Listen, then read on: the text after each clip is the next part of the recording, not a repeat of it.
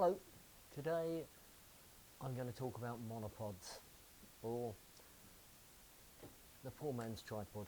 Here we have a simple monopod, years and years old.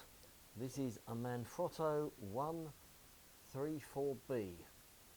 B because it's black. Yes, very simple, sturdy, two section.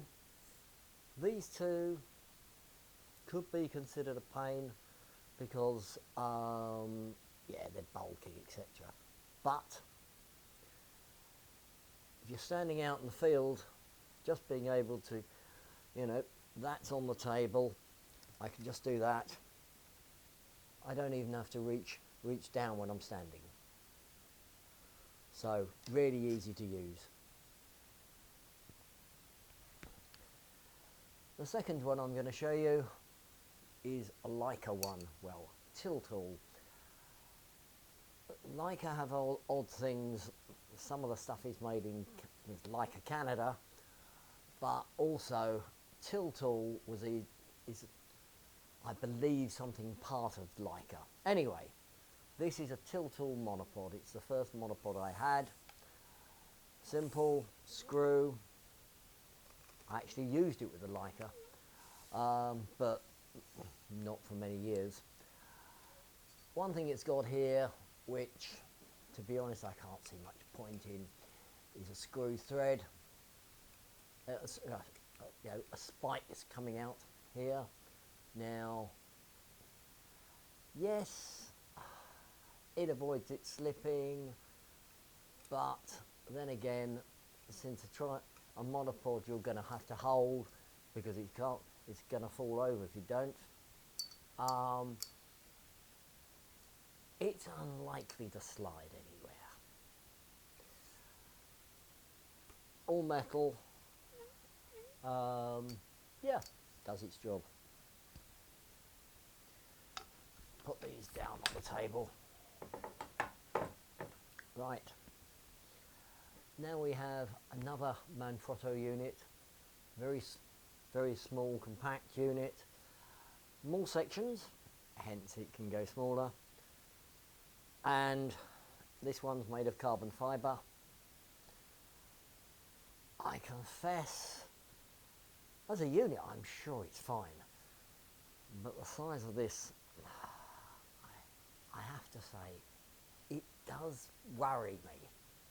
It looks so slender, I do wonder how strong it is. But, nice clips, there it is.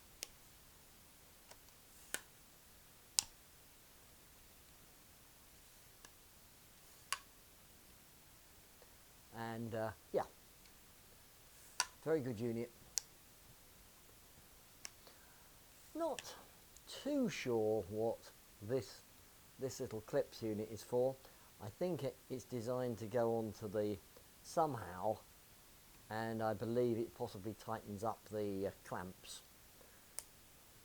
So wrist strap as ever. The final unit is the most expensive, Gitzo. We all know Gitzo. Built like absolute tanks. If it says it will hold a medium format camera, you can probably sit on it and not even think about it.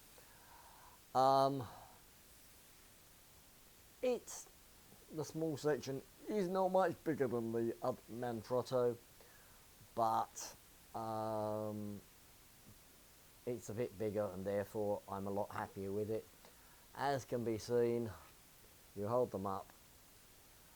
The extra section means that the Manfrotto is smaller and yet goes up to the same height, if not more.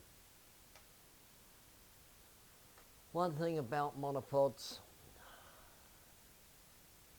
yes, you can use them when you're sitting down. I don't tend to. I tend to be standing when I'm using them. And think about where you're going to be using them. And if it's out in the open, which it normally is, let's be honest,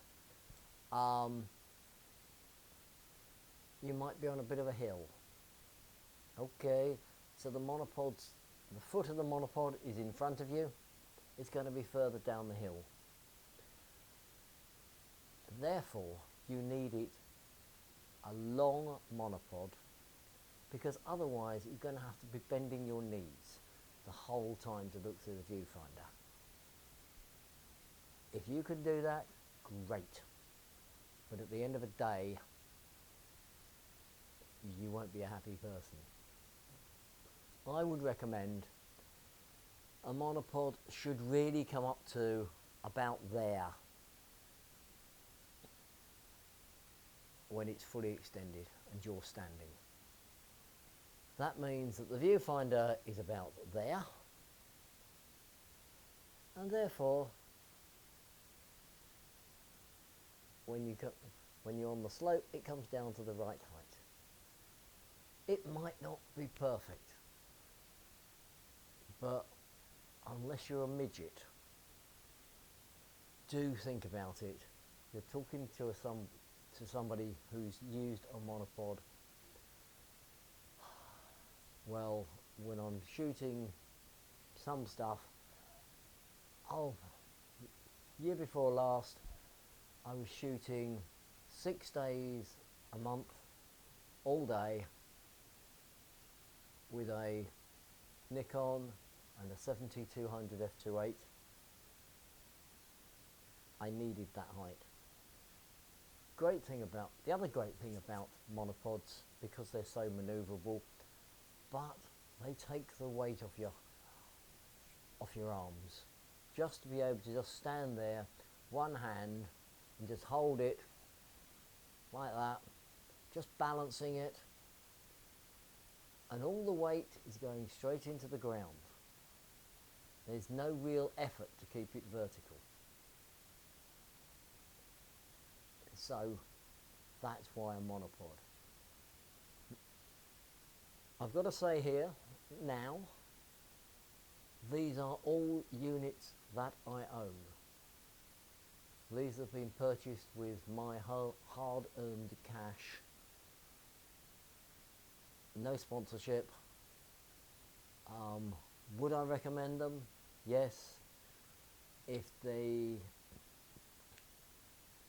one I possibly least likely to use will be the Leica one, and to be honest, if you actually found one, it'd be unlikely. I mean, I bought that in 1983, 1984, something like that. So, that's where we're at. Otherwise, a good quality monopod, and there are quite a few around. A second hand will do the job very, very well. And let's be honest, there isn't a lot to go wrong with it. So a second hand unit will probably do the job perfectly well, and it will continue to do so for many years. I mean, that first Manfrotto I showed you, I got it in 2002, and it was second hand. Well, I was the third owner. No, I got it later than that. In 2002, it went to the second owner, and I got it from him. So it's got to be 35 years old, and as I say, I use it very regularly, still keeps going perfectly well. That's it from me. Hope things go well for you. Keep working hard. Bye.